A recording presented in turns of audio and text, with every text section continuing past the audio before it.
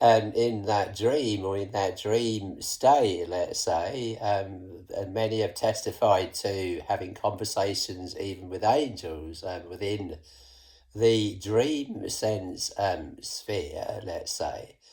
And beyond the grave, of course, there is consciousness and people's conversations there with even people that have left this world, appearing to people in this world. So consciousness truly existing from beyond the grave.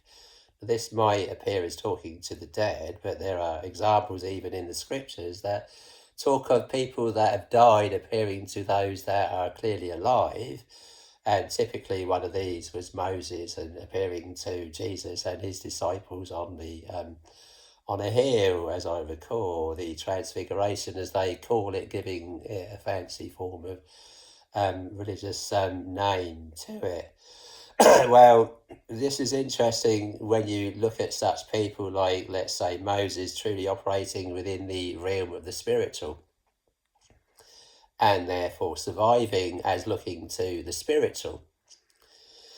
Now, why would Moses look to the spiritual and not simply survive within the realm of the physical? He was a prince in Egypt, as many might recall the story. The Moses was found amongst the bulrushes in a basket, and the Pharaoh's daughter adopted Moses, and so became a prince in Egypt. But later on, had a problem with seeing his own people, his own background, people being afflicted by the Egyptians. So he flees into the wilderness and was there for about 40 years until suddenly there was a spiritual manifestation for him, which appeared to him before his even human naked eyes. In an exterior sense, he seeing a burning bush. Now, many know the story of how God appeared to Moses in a burning bush, and the voice in the bush saying, I am that I am. I am the God of thy fathers, the God of Abraham, the God of Isaac, the God of Jacob. Well, not only was it I am that I am, the God of thy fathers, the God of Abraham, Isaac, and Jacob, it also operated within the realm of visions. Now, these people have had spiritual manifestations in their lives, or heard a voice, let's say, or they were sent an angel. Well, Moses, in fact, was sent an angel, and the voice in the burning bush was that of an angel, and therefore it was God, the presence of God, the voice within the voice. The voice of the angel, yes, but the voice of God within the voice of the angel. So the excuse me. So the angel operating in the name of the God that sent him. So in receiving the angel, you are indeed receiving the one who sent him. In listening to the angel, you would indeed be listening to the voice within the voice. In operating and seeing a vision of an angel, a burning bush, so you're seeing this burning bush, and it's kind of unusual because the bush isn't burning, therefore you're suddenly entering into the realm of miraculous straight away, because bushes usually burn when they're on fire.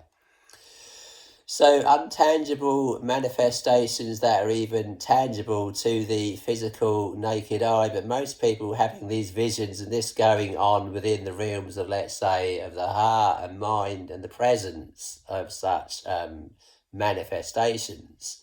Few, it seems, these days have like Moses with his normal human naked eyes going about his daily business seeing a burning bush. Well, it's interesting when you see how Moses operated. Well, why is this important? Because Moses in his day, Moses is one to look to if you want to survive in our day. With Moses in his day and his people in his day, they under oppression in the land of Egypt. Now, Egypt, it has to be remembered, was a great nation.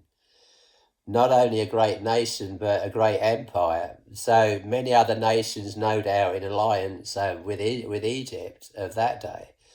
And today we have many great nations and many great alliances to contend with. and therefore many finding it that they're under oppression, like the children of Israel of old were, and therefore not quite able to find their way through this world due to the oppression and affliction that they're under, and therefore looking for another way out. And many are aware of this feeling in their heart, no doubt, of spiritual lifelessness and death due to the fact they were living in largely materialistic societies of our day. A very, very materialistic world, and therefore not addressing the need of the spiritual. Though you have many testifying to the spiritual, but can they truly say they have the spiritual? Can they truly say they have the name of God within their name, or are they largely proclaiming their own name and under the guise of using the name of God, even in prophecies and visions which they imagine and assume, and using these to talk up points and set themselves up on high as being the must-go voice to go to, because behold, they are getting visions and revelations from God, hearing from Jesus, in fact, they're saying, but are they, or are they just simply making all of this up? Well, interesting to look to Moses, a man who indeed did get visions and revelations from God. Now, Moses, of course, this all started with the burning bush. But time would go by, and this angel that appeared to Moses in the burning bush would frequently turn up.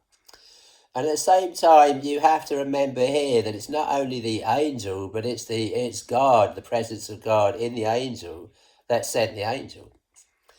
So Moses' visitations were largely via the God of all gods, the one true God himself, appearing to Moses on one occasion, and he hearing the voice of God in the voice of the angel, and also seeing the Lord, as he put it, in a manifestation, let's say, before his eyes. Now, these are very rare, so it's important to go to someone who's very reliable source, and therefore we have people like Moses to look to as a reliable source regarding the spiritual.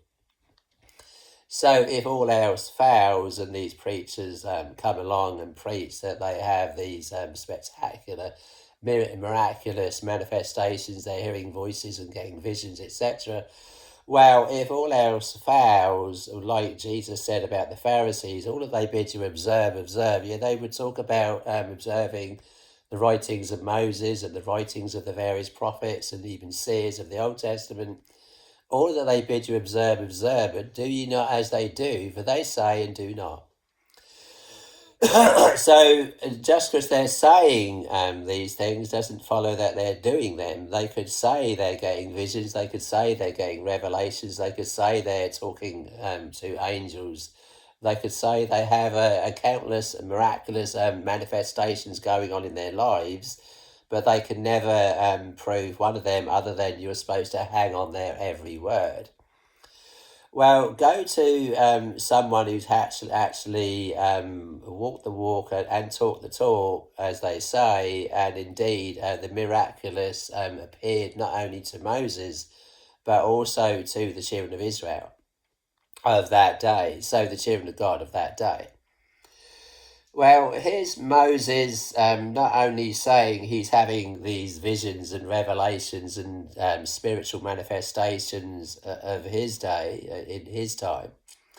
And the children of Israel, the children of Abraham, Isaac and Jacob, these now dwelling in the wilderness, they come out of Egypt and were surviving in the wilderness through the miraculous. So Moses, feeling that the only way he and these people that he was leading out of Egypt could ever survive in the wilderness was through the miraculous, through the spiritual manifestations that were indeed appearing to him. So quite a weight of responsibility upon Moses's shoulders, in that he's proclaiming to hear this voice from God himself. He's proclaiming that an angel is going with him. He's proclaiming that he's heard a voice and seen a vision of a burning bush, indeed an angel appearing to him and mediating for God himself through this manifestation of the miraculous. Well, it's one thing saying it, but how do you prove these things? You can only assume that you are in the presence of God if you are indeed in the presence of God. And therefore, how do you introduce someone to, let's say, your friend? Of course, if you're in the presence of Jesus, then you would say, well, I am a friend of Jesus. He's a friend. He's also the master. He's the Lord. Whichever way, he's the brother. Whichever way you wish to see Jesus at various times. At times, you might see Jesus, he's simply your friend. At times, you might see Jesus, he's your master. You other times might see Jesus and you are the bride of Christ. So it depends on how you look at this. Other times you might see Jesus and he's very down to earth and that he grew up in a large family like you maybe did or do have. And therefore he would have done all of the things that we humans do in taking his sharing, washing dishes, etc. and all the domestications that come with survival down here. So Jesus you can look to on various levels and whichever one fits in the situation. Well, it was always Jesus in the Old Testament, here's Moses looking to Jesus, as well as Jesus, let's say in the Old Testament, maybe he called himself, I am that I am the God of thy fathers. In the New Testament, Jesus would say, I am the way. So it was I am in the New Testament, which is Jesus. And it was I am in the Old Testament. Again, it was Jesus. So Jesus appearing to Moses in the burning bush through the presence of an angel which carried his name would indeed be Jesus saying, I am that I am. I am the God of thy fathers, the God of Abraham, the God of Isaac, and the God of Jacob.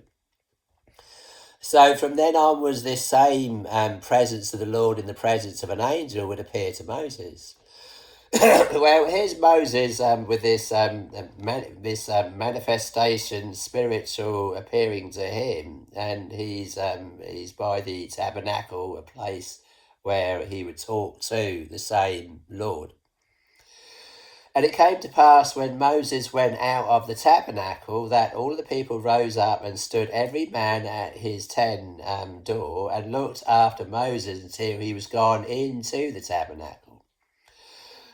So here's Moses, he's surviving in the wilderness. How's he surviving? This is important because in our day and age, many people feel pushed out of normal society. And therefore they find themselves in the wilderness. Time will go by and many will feel scattered and therefore needing to survive in the wilderness.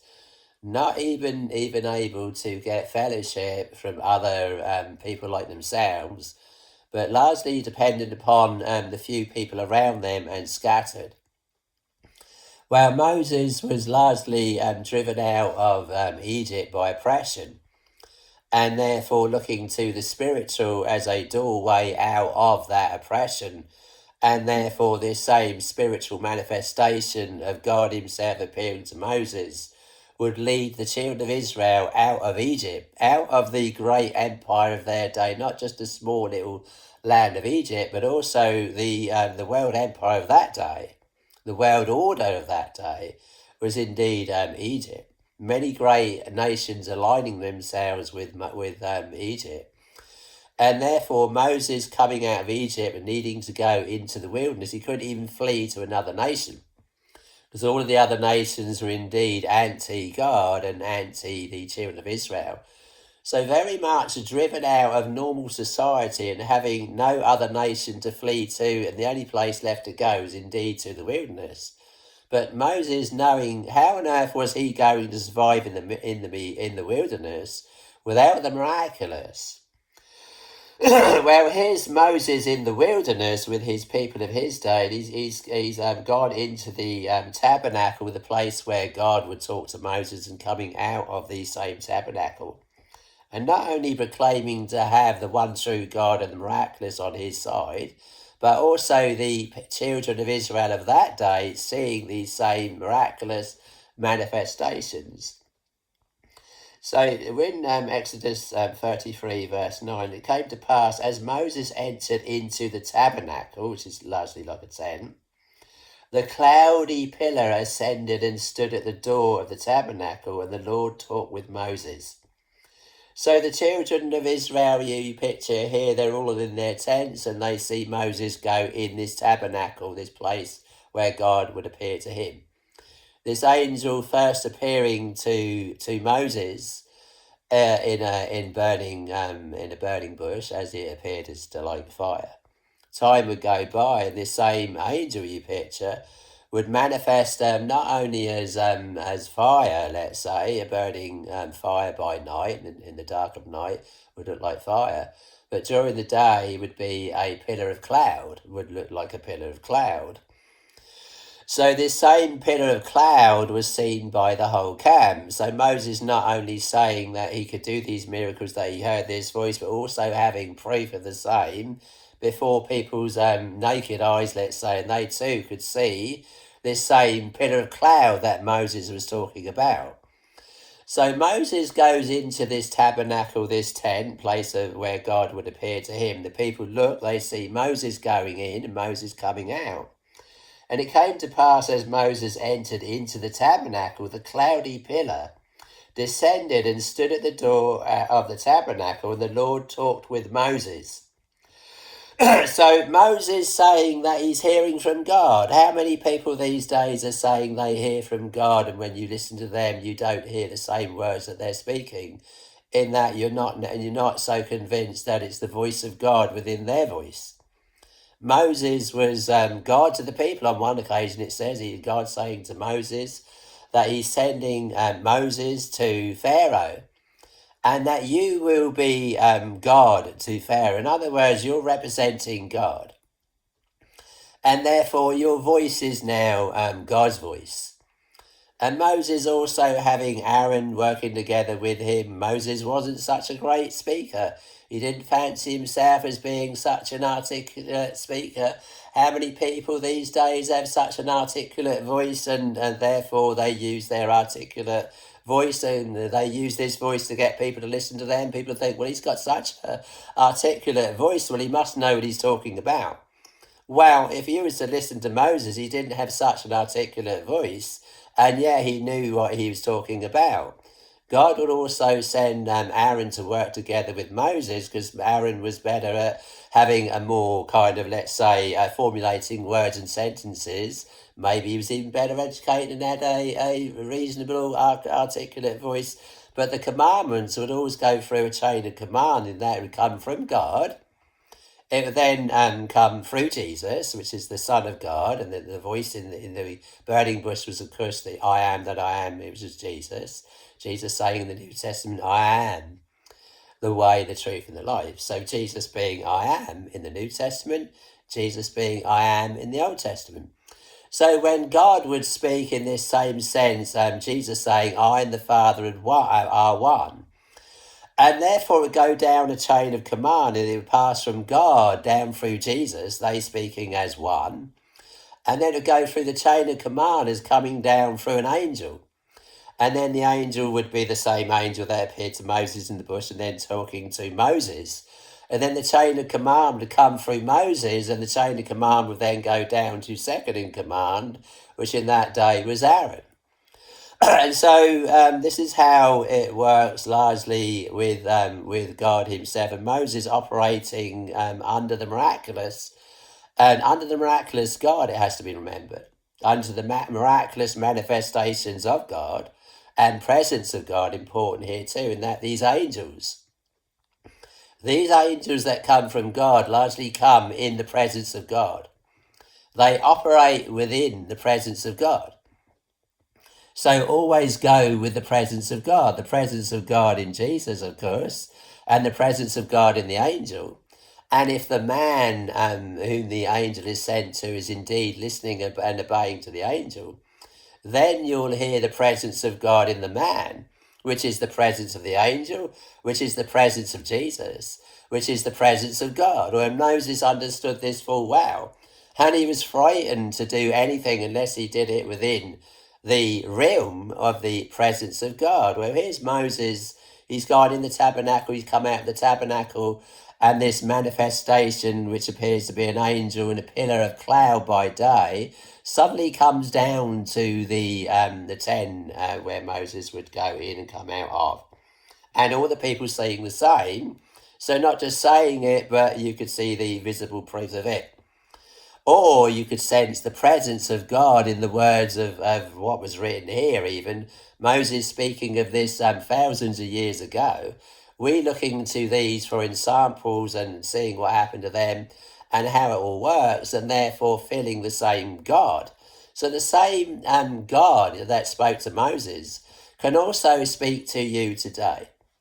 The same presence that God operated at Moses operated in, you can too, to this day, operate within the same presence of God. Many reading these words and sensing the same presence of God that Moses himself would operate within, would also feel.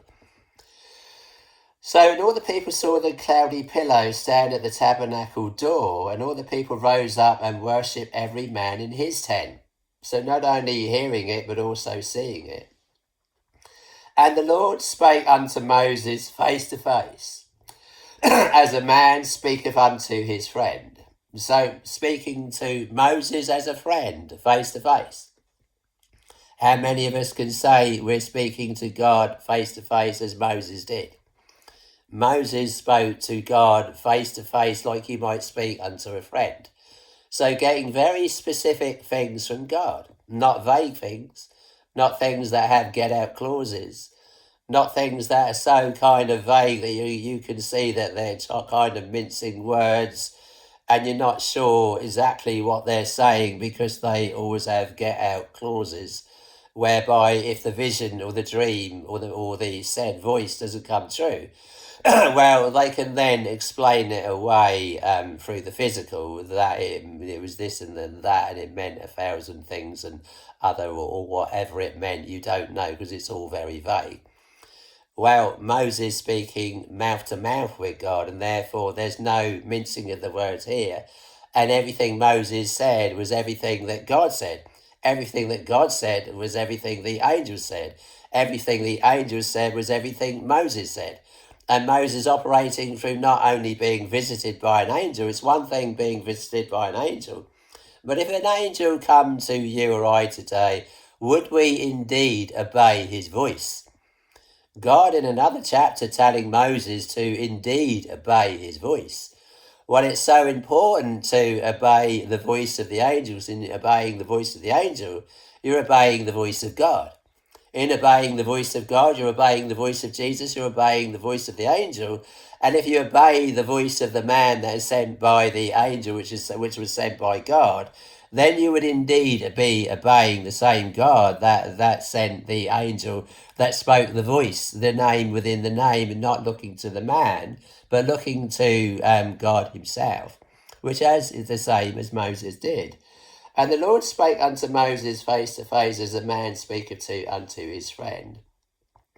And he turned again unto the camp, but his servant Joshua the son of Nun, a young man, departed not out of the tabernacle. So you got Joshua there staying within the tabernacle, Moses departed not out of the tabernacle, Moses, and he turned again into the camp. So anyway, and the Lord spake unto Moses face to face as a man speaketh unto his friend, and he turned again into the camp. But his servant Joshua, the son of Nun, a young man, departed not out of the tabernacle. And Moses said unto the Lord, thou sayest unto me, bring up this people, and thou hast not let me know whom thou wilt send with me. Yet thou hast said, I know thee by name, and thou hast also found grace in my sight. Now therefore I pray thee, if I found grace in thy sight. So Moses found grace in God's sight. So everything Moses did as coming from God was a gift. It was nothing that Moses did of himself. It was simply a gift of God. No great wonders of Moses's great knowledge or voice or riches or great friendships or whatever it was that gives the man status and fame and prestige. They come from some great nation, some great family or great background or great riches or great fortune or great education, or the fact that he was once a prince in Egypt. None of these stood here. It was purely a gift of God. God choosing to speak to Moses purely as a gift, not because Moses was such a great man, but purely because God had chosen Moses not above every person or nation or peoples or kindreds or nations and tongues because he was of some particular race and bloodline. No, God simply choosing Moses because God chose to choose Moses. He could have chose anyone. He chooses to choose Moses, as happened. Now, therefore, I pray thee, if I had found grace in thy sight, so a gift of God, the fact that God was appearing to him, show me now thy way, that I may know that I may find grace in thy sight, and consider this nation is thy people. So Moses, picturing the nation that he was leading, indeed, this is God's people, not Moses's people. It's not Moses leading the children of Israel, it's God in Moses. It's the angel sent by God appearing to Moses and the people in a pillar of cloud by day, a pillar of fire by night. So Moses here wishing to see the same God that sent him.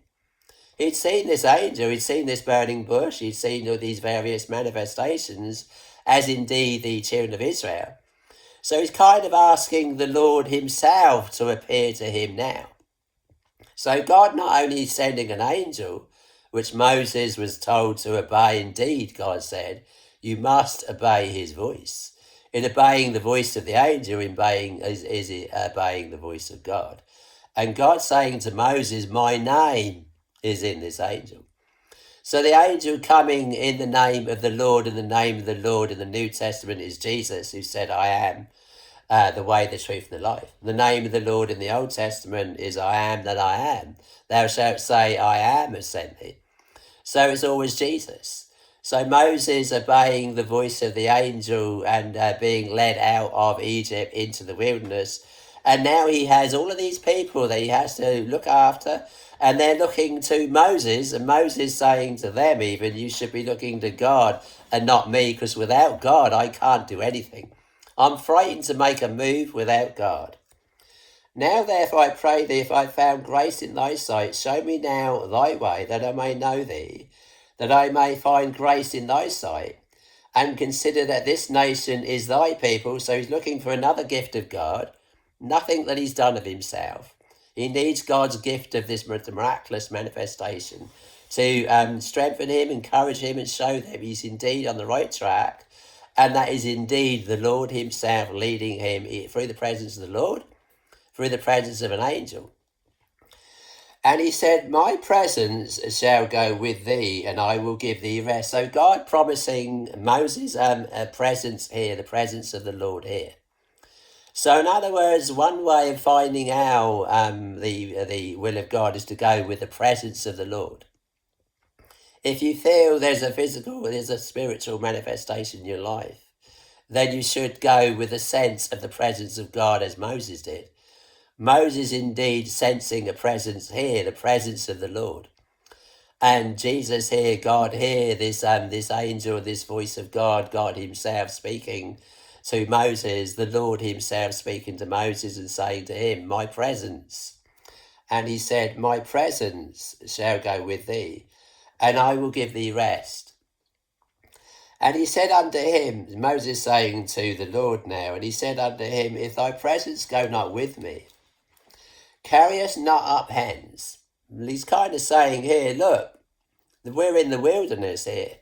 And I have all of these people looking to me. They're looking to me because they're looking to the miraculous. I just can't simply make it alone. I'm not going to survive in this wilderness with all of these people to assume mastership and authority over without the miraculous. They have to look to you, Lord. They don't need to look to me because I can't do it without you. I know there's an angel that you sent me. Can you give me another manifestation? Can you show me? Can you show me that you are indeed here too? He wishes to see the Lord. He's seen all of these great miracles. He's seen all these great, wonderful manifestations. He'd even seen the sea open. He'd seen clouds of fire coming down to the top of the mountain. He'd heard a voice. And even the people hearing this voice and seeing all these miracles that Moses before performed and all of these great wonders in Egypt that brought them out of Egypt into the wilderness. Now he wishes to see the Lord himself. And he said unto him, If thy presence go not with me, carry us not our heads. Look, I can't do it without you, Jesus. Of myself I cannot do nothing. Jesus saying in the New Testament, without me ye can do nothing. Nothing means nothing. We all read these words. Do we understand? We might even quote these scriptures all of our lives, but when Jesus said, without me ye can do nothing. Do we really, do those words carry weight in our lives?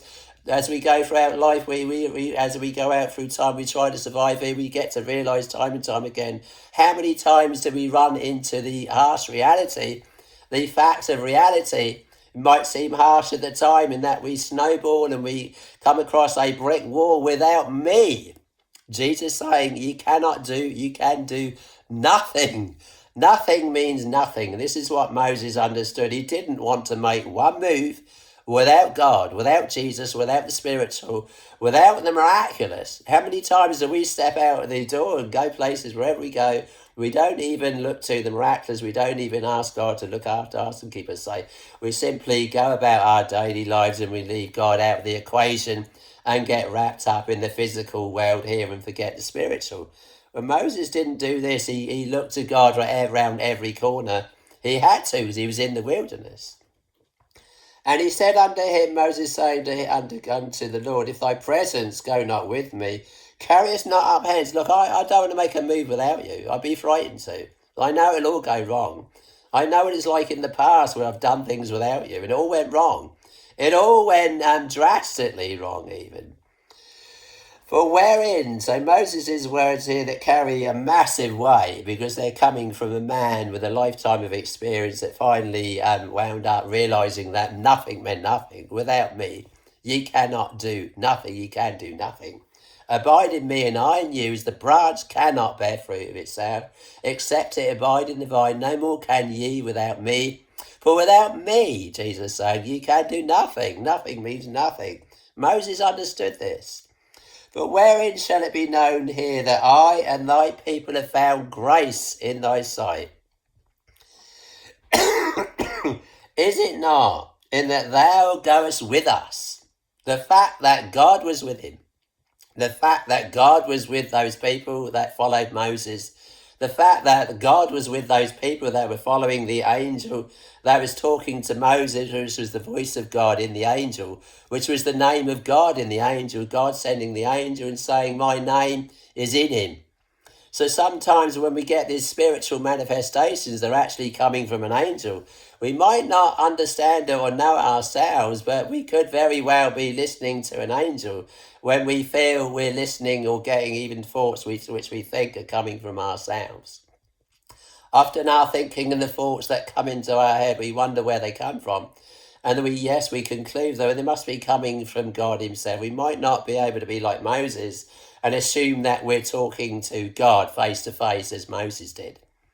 We might not be very good at getting specifics, but very often these voices, these sense of reality and spiritual manifestations in the presence of the Lord are coming from what you might call, and what you do call, what the Bible calls, an angel of his presence. Now Moses wants to see the Lord himself. And wherein shall it be known here that I and thy people have found grace in thy sight? Is it not that thou goest with us? The fact that God's with them proves they found grace in thy sight. So shall we be separated, I and thy people, from all the people that are upon the face of the earth. How many people operate in this world as looking to the presence of the Lord? How many people, how many of us go about our daily lives and we just simply don't look to the presence of the Lord? That we're frightened of making a move without the presence of the Lord?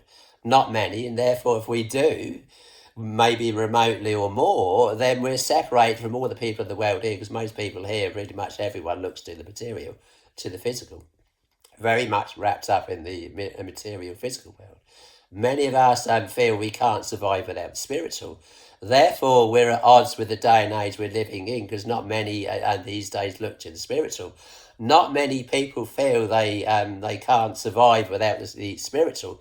Moses knew full well that he couldn't survive 1 day, 1 week, 1 minute, one split second of a second without the miraculous. And the Lord said unto Moses, I will do this thing. So wherein shall it be known here that I and thy people have found grace in thy sight? He's asking to see the Lord. Is it not that thou goest with us? So shall we be separated, I and thy people, from all the people that are upon the face of the earth. In that he's looking to the miraculous. And the Lord said unto Moses, I will do this thing also that thou hast asked me. So he's asking to see the Lord, the very God that's leading him through the wilderness, that sent the angel. And the Lord said unto Moses, I will do this thing also that thou hast spoken, for thou hast found grace in my sight, and I know thee by name. God sent Moses. And he said, I beseech thee, show me thy glory. And he said, I will make, so Moses saying, and he said, I beseech thee, show me thy glory. He's asking to see the Lord himself, the Lord that sent the angel. And he said, I will make, and he said, so God said, the Lord said, right? And he said, I will make all my goodness pass before thee. And I will proclaim the name of the Lord before thee, and will be gracious to whom I will be gracious, and will show mercy on whom I will show mercy.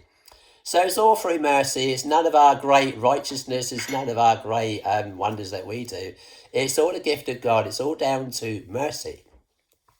And he said, thou canst not see my face, for there shall, this is the Lord speaking. And he, right, the Lord said, thou canst not see my face, for there shall no man see me and live. And the Lord said, behold, there is a place by me, and thou shalt stand upon a rock. So it appears Moses is kind of outside the camp here, and there's a place beside the Lord. And the Lord says, thou shalt stand upon this rock. And it shall come to pass while my glory passeth by thee, that I will put thee in a cleft of the rock. And I will cover thee with my hand while I pass by. So the Lord's going to pass by Moses, and Moses is going to see the Lord, but he cannot see his face.